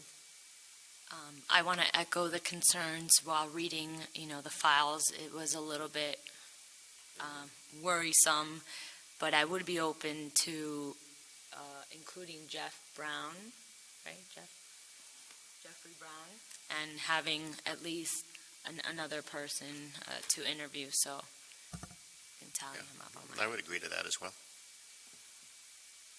Madam Mayor, can I jump in? It seems that perhaps we might, my suggestion would be, and I understand the point of maybe getting a wider swath, perhaps we could agree that the gentleman from Connecticut would not be invited, however, we would interview the other ones. Is that a compromise? That's fair. All right, so let me make sure. We do this often in our workshops. Do we have consensus, everyone except for Mr. Brumbeck? Yes. And have we added Daniel Alfonso? Wait, I have a question about Daniel Alfonso. Yes. Commissioner Marks. Can you tell me, did he meet the deadline for turning in his materials and everything? I believe he did. So you just did not include him initially? I did not. Can you tell us us why? Well, why you didn't include My concern with Mr. Alfonso simply is that if he worked for Aventura and it was a majority vote necessary to fire him, he would no longer be your city manager. What I'm trying to say is there was a vote to fire him December 2016, and it was 3 votes to 2 to fire. It needed a supermajority to pass of 4 votes. My experience is that a really good city manager doesn't get into those situations and certainly doesn't stay when 3 of the 5 commissioners are negatively inclined towards you. I mean, how effective can you be for your city when the majority of the commissioners don't support you? What city is he with? I'm sorry. Miami. City of Miami. And Miami is a little bit of a different animal. I'm willing to admit that too. But if I have to pick candidates to recommend, I'm going to recommend somebody else. So you're feeling as if he would not be a candidate, even after hearing everything tonight, that you honestly would recommend to us at this point? That is correct. Okay. Vice Mayor. Thanks. Yeah, let me respond to that and to the commissioner's question. I actually spoke with Colin, and it was at my request that additional name was added after I did my own research and investigation, and I felt like as the city manager, current sitting city manager in the largest city in Dade County, that this is someone that should be seriously considered. So I did some of my own asking of questions, including of elected officials in the city of Miami. The fact of the matter is, we have to understand that it's a different situation there because Colin was indicating that there was votes to terminate him and all that. Well, in Miami, the mayor selects the city manager on his own. So you put the city manager in a situation where he has to please the commissioners, but his employer technically, or the entity that hired him was the manager, not the whole commission. I'm sorry, was the mayor, not the entire commission. So you start from day one in a very untenable situation. If there's politics involved on the panel, which there always are, you're almost in a no-win situation. So I take with a grain of salt, or at least I'm willing to listen to what those factors were. And so I asked some questions, and I was told that in terms of finance, that is his specialty. To me, finance in this city where Eric is brilliant with that, and we have money in the bank and the lowest mill rate, that's an important factor to me, so I thought it was worth further exploring. So I've not formed any opinions other than he's worth speaking to, and the fact that he has commissioners who want to get rid of the person who was hired by the mayor that they may have a political war with, to me, may be very well explainable. Can you Commissioner Marks. Can you tell me, please, in terms of coming from a big city like Miami to a little city like Aventura, with our needs are different and our town is different, so to speak. How does someone make that change, and is that something that's easy for someone to do? Not sure I can answer that very well. In a larger city such as Miami, you're going to have a lot more staff, and when you have an issue to deal with, you hand it off to somebody to deal with it or to make a recommendation to study it further. I don't know the staffing that well in Aventura, but I don't get the impression that there's a lot of staff people around to help your department heads and your city manager make decisions. So it would be a different situation in that regard, that it would be more, instead of directing traffic, you'd be more involved with actually doing. And Mr. Soroka may be able to speak better to that than I can. Commissioner Shelley? Due to the differences of demographics of Miami versus Aventura, how does that play into the leadership role and the management ability? Because you're dealing with totally different population demographics. What would your thoughts be on that? Because you're coming into a totally different group of people, let's call it for a better word, versus Miami. I think I don't find with really good managers, in my experience, that demographics make a great deal of difference. They're able to adapt to a different population. My other concern with Mr. Alfonso is that his background is finance, basically just finance. And when you're in a big city and you're doing finance, you're not really involved in the operations. And I think with just that background, it's a little concerning to me. You haven't learned some of the skills, perhaps, that you would have learned elsewhere. But, certainly, it's not my decision. I'm just venturing my opinion. It's okay. Commissioner Narodsky? So I guess I think that we hired Colin Bassinger. I believe that their firm is very experienced. I believe that they've made the recommendation, and I think that we should stay with the four that we're in consensus on, and I don't support interviewing the other gentleman for some other reasons that I could go into if necessary, but that's my opinion. I would second that. Anybody else? Commissioner Mizrahi? I totally agree with Mark. That I wouldn't include him based on that and many other issues in the interview process. I would leave the four that we had selected before, so we can have more time. Let me just get clarification. More time for the other interviewers. I'd like to make a motion. If a lot of us have reservations on somebody that was added at the last time, then I agree with Mark. Okay, I would just like to, for the record, say I have more concerns about Brombeck and what we actually saw in a record. And when we asked why he was, with that background, why he was placed on there, it was that he did it. I would say that an average city manager, Colin, Eric, about 3 years is what the term is, and they all move from city to city. Merritt Steerheim's probably served on five different cities. Bob Carlson. I don't think that I think it's the work Linda was superintendent of a rather small school district, but she was superintendent. The work is the same, whether it's small or whether it's large. I don't have any attachment to it. I just think that even 5 people for a job like this, and it narrows it for me. It really does. I would like a broader specter, and I'm not sure from reading some of the detailed reports, I'm not even sure that our firm understands what Aventura is. Mayor, if I may make Okay, a I really suggestion, don't. rather than spend hours tonight discussing this, why don't we spend those same hours interviewing him, and let's leave it at the 5, as we talked about, and move on, because otherwise we're going to be here all night having the same conversation that we It's can fine have by with meeting. 5 or 4, I don't care. So I would say the 4, Les Brombacher, and add that one gentleman, and leave it Add at that 5. Danny Alfonso. That's your opinion. I'm But- fine with it either way. By my count, that motion would now pass based on the comments of everyone.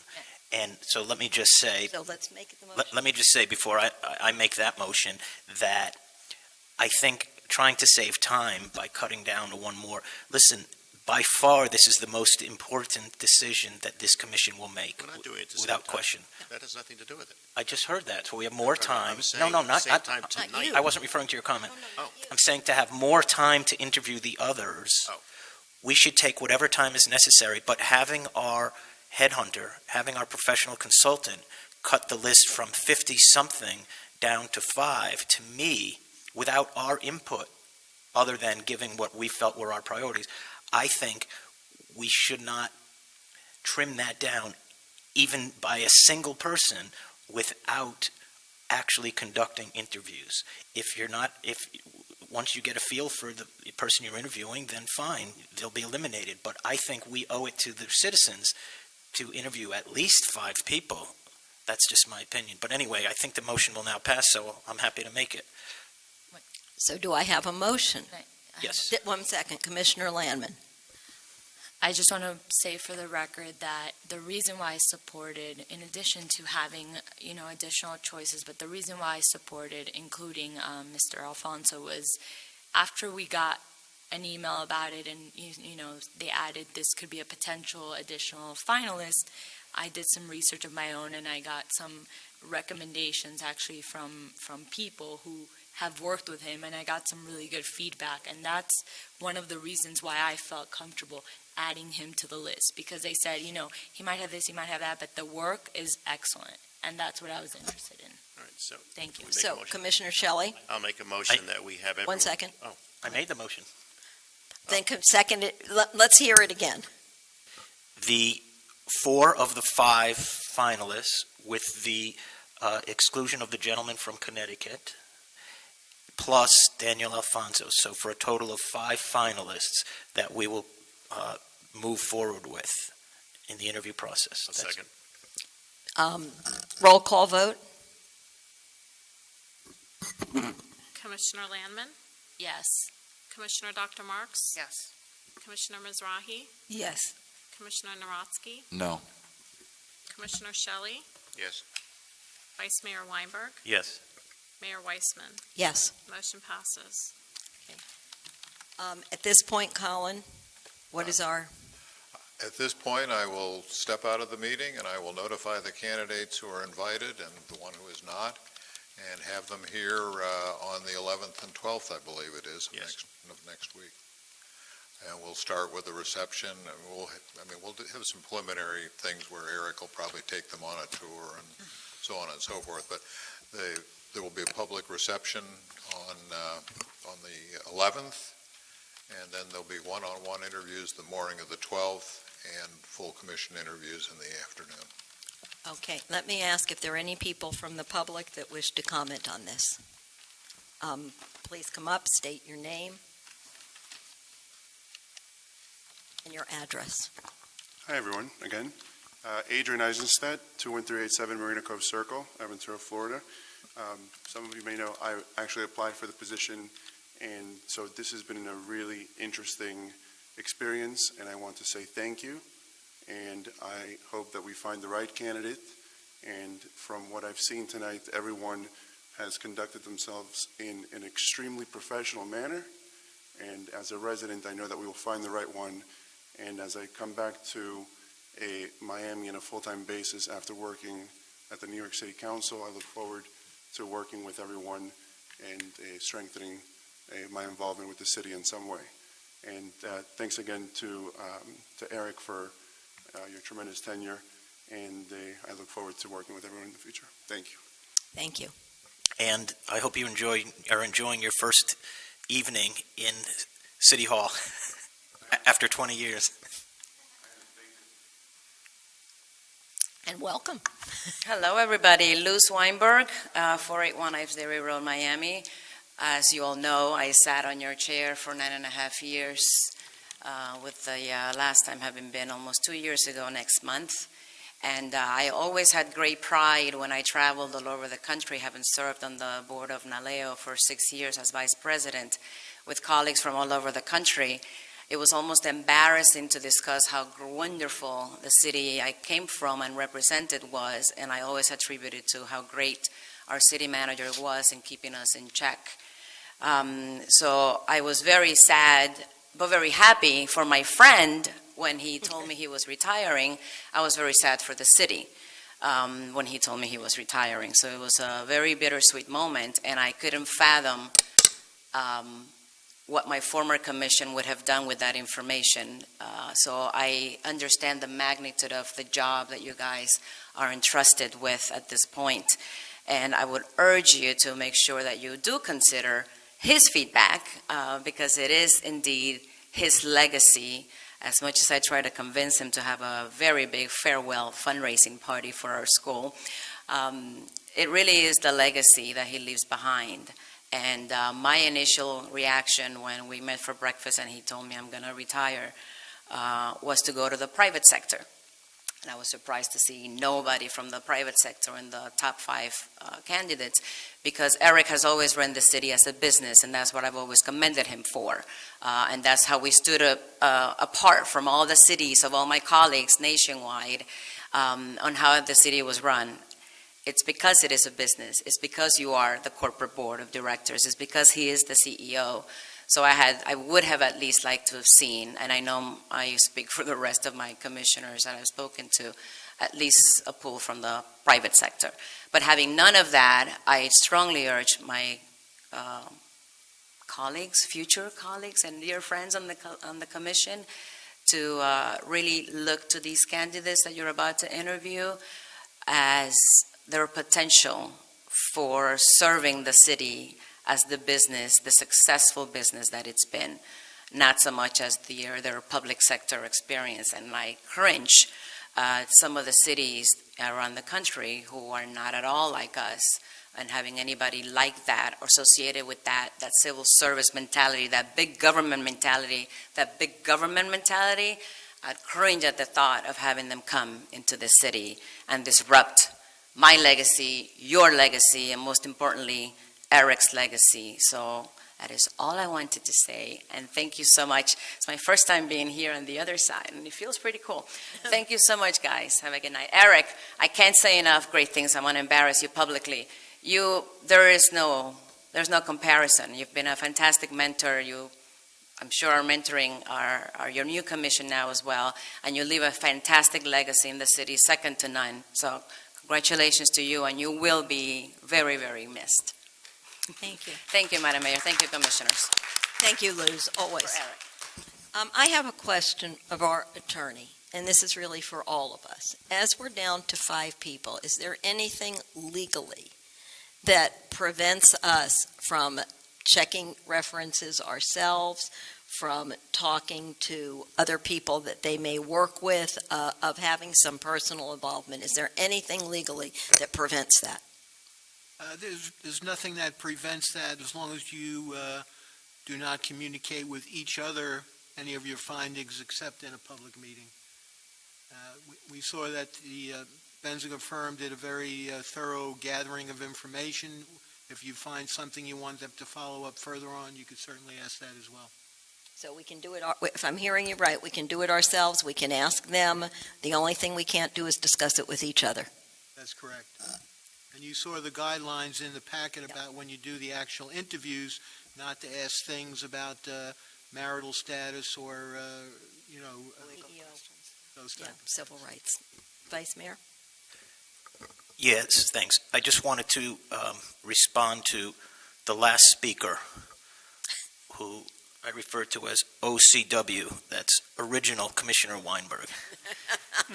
I echo your thoughts, and to me, feedback from Eric will be very, very important, and I value his opinion very much.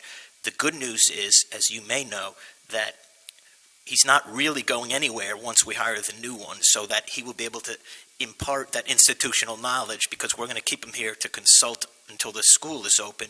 So I'm thinking that that might be the single most important aspect, is to actually be able to show how you do it right with whoever it is that gets hired. But I do think someone that he feels would be a worthy replacement is very important. I appreciate you saying that. Anyone else? Okay. Then we're going to go on to the next item, public hearing. Are there any resolutions? Nope.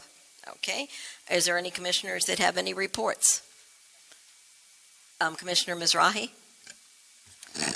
Yes, actually, I have two reports. One from the Florida League of Cities. It was my first time there. It was a very good experience. And I cannot say enough about how the City of Excellence is truly the City of Excellence. When hearing about all the other cities' problems, I was really proud to be part of this city. Not only the finances, the management style, but our excellent manager. Like all the problems that our people are having, we have nothing. Literally, like Lou said, we have nothing compared to other cities. The other part was that there was a special session on medical marijuana, which I was very disappointed because it was a sales pitch. Literally, it was a panel, a very interesting panel, but it was a sales pitch to all of us. Nothing negative was ever said. So if you were there, you would say, okay, what's going on? And there was nothing on education, because we have seen what liquor does and everything that we've been going through. There was nothing on education. So that was very disappointing. Then the other one was the Opium Crisis Conference. And this is where I'm really worried, because if you hear the story of the opium crisis, it's starting exactly the same as the medical marijuana. And I'm really worried that in 10 years we would look back and say medical marijuana is going to become the next opium crisis. When I tried to speak, I was really, literally, they took the microphone away from me. But if you compare and you see the city, the history on how it started, just by prescriptions for pain medicine, and how it got abused by doctors opening little pharmacies, just giving out prescriptions on opioids. And that's how it started. And this is how the medical marijuana is starting, and that's why I'm really concerned about this. The other big issue for every city was the Airbnb. Fortunately, we do have a moratorium on Airbnb except for one of the properties, but it really became a problem because it affected the housing prices. So most of the cities now don't have affordable housing. The people don't want to rent their house, they just want to put it on Airbnb and take advantage of the increased price.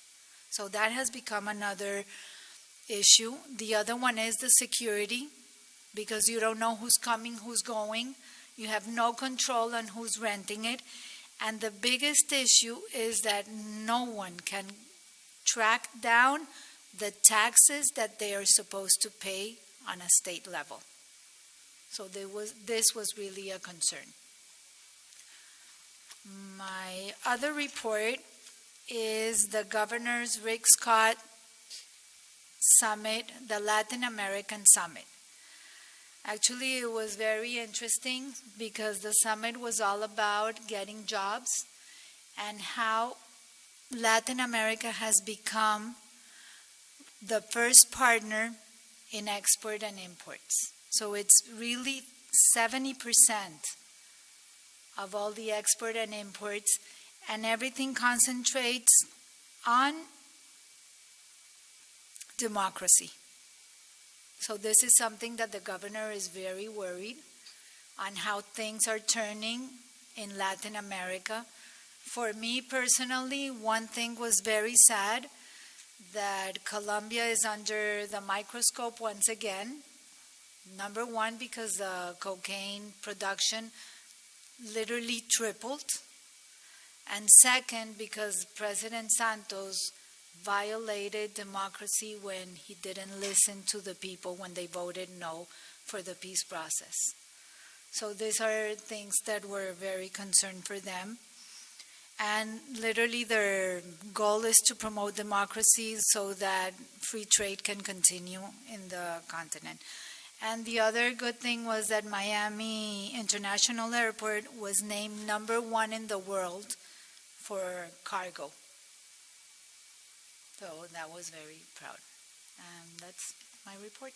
Okay, thank you. Are there any other commissioners? Because I know that we've got Mr. Nyam here to do the community services report, and that's generally, so is there something else? No? Then let me ask Mr. Nyam to please come up, because we've got so many great things going on in Aventura. Yes, it's always great things going on now with the Community Services Advisory Board. Mr. Evans was supposed to be here. He just had a granddaughter, so congratulations to him. Jonathan Evans. Yes.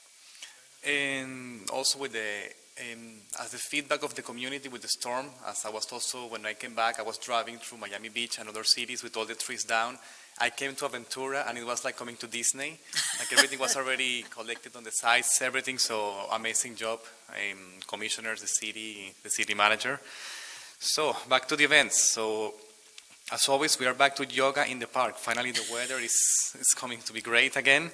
So we have the City of Aventura is offering complimentary yoga at Founders Park on Friday, October 6, 13, and 20, starting at 9 a.m. for residents. Also, after the previous event that was incredible, we are doing again, the City of Aventura is doing again the Aventura Police Department, and the Aventura Police Department is going to host the Shared the Road. It's a bike safety and ride event to promote safe cycling practices on Sunday, October 15. It's starting at 9 a.m. at Founders Park. It's going to be a great event with the police. The ride will start at 10 a.m. and members of the Aventura Police Department will escort the community along a safe bike ride within Aventura. The Aventura Star Auditions, I think it's a great event. It's an event that is being done every year in the city of Aventura. It's a talent competition that is going to hold open auditions for the brightest magicians, acrobats, dancers, actors, musicians, and singers of all ages. Open auditions will be held at the Community Recreation Center on the following dates and times. Finalists will perform on stage at the Founders Day celebration. That's going to happen on Thursday, October 19 from 5 to 7, Saturday, October 21st from noon to 2 p.m., Sunday, October 22nd from noon to 2 p.m., and Monday, October 23rd from 5 to 7 p.m. Then we are going to Halloween movie night, and we are going to watch the movie Emoji Movie at 7. But before that, as always, at Founders from 4:30 to 8:30 on Saturday, October 28th, is going to be a fun night, including disc jockey, games, activity stations, arts and craft, trick-or-treat trail, food trucks, costumes. Of course, the emoji characters are going to be there. So after about 7 p.m., when the sun sets, there's going to be the movie. And it's going to be like a festival-type seating, so residents are encouraged to bring your own lawn chairs and blankets to relax and enjoy the evenings. Also, the food trucks will be on the premises through the entire event for refreshments and plenty of great food and Halloween treats. Then we have the super amazing Founders Day. that we have a great conversation the other day about what's coming, and it's going to be a super great event, really. They're doing and bringing more stuff every year. So the City of Aventura proudly celebrates its 22nd anniversary of incorporation on Sunday, November 5th, with its annual Founders Day celebration from noon to 5 p.m. at Founders Park. It's going to be a variety of outdoor and recreational activities for all ages, including, of course, the super popular zip lining. And the idea is to relax under the dining tents while catching a game of football on the HD TVs and feast on a bite from any other of the fantastic food trucks. Became dazzled by the acts of the community stage featuring the Aventura Star Talent competition and many more surprises. So I think that we're going to have a super busy month. And again, thank you so much for the opportunity to be in here. I present you the report. For all the work you do on the Community Service Advisory Board, and please share that with your other members. They've been absolutely outstanding. I will. Thank you. Mayor, can I just ask a quick question? Yes. Would it be possible, because I want to try to attend as much as possible, would there be any way that we could receive some form of like reminder, maybe a day or two before, just because it's hard to keep track? Definitely want to. We will certainly ask if we can get some perhaps, updates and just reminders. Thank you. That would be great. I second Okay. that. There's a couple of requests, so it's being duly noted. Is there anyone else that has anything they want to say tonight? Mayor, I just want to mention that on our sheet where it says future meetings, it's missing the date of October 11th, which is the reception evening for the candidates. It will. We might want to make sure that gets published.